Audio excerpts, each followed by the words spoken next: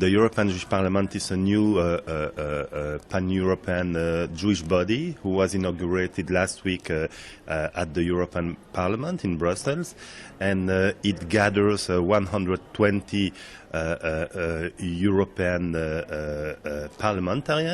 Jewish parliamentarians across approximately 50 countries.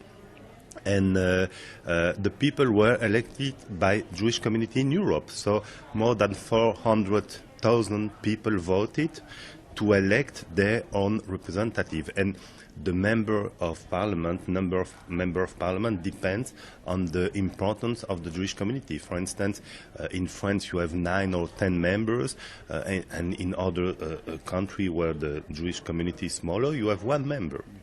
Now, what is the role of this gathering, this parliament? Well, it's very broad, you know. Among them, it's to promote the Jewish value, and it's to take care about the concern of the Jewish community in Europe. For instance, anti-Semitism or the delegitimization, the growing delegitimization of Israel in Europe. And to remind to our fellow citizens in Europe that Europe was constructed on Judeo-Christian tradition and values. It was founded in Jerusalem, in Rome, and in Athens, and so we are totally part of the European history, and we have to remind it and to keep our place in the society. Now, you're here at the gathering of the Conference of Presidents of major American Jewish organizations. How do you compare between your challenges in Europe and the challenges that you're hearing here at this conference of the American Jews?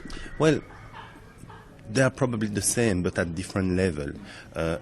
Thanks God, in US they don't face the problem at the same intensity.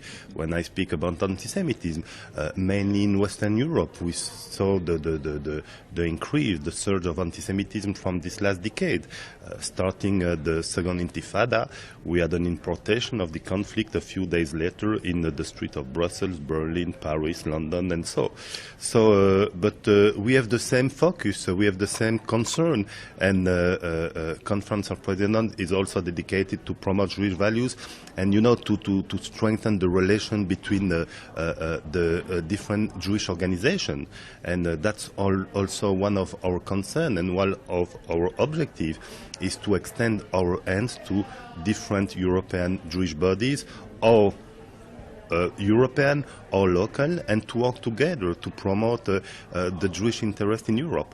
Now, anti-Semitism today, as opposed to what we saw before the Holocaust, now today we're talking mainly about Muslim anti-Semitism? Yeah, mainly, absolutely. It's, as I said, it's importation of the Israeli-Arab conflict in the street of Europe. So when you see a synagogue which is attacked, or Jewish people wearing a kippah or the Magen David at the neck attacking the street, it's mainly the factor of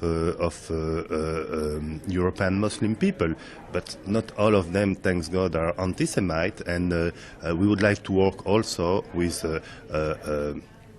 members of the Muslim communities to fight against this plague, because anti-Semitism is not a Jewish issue.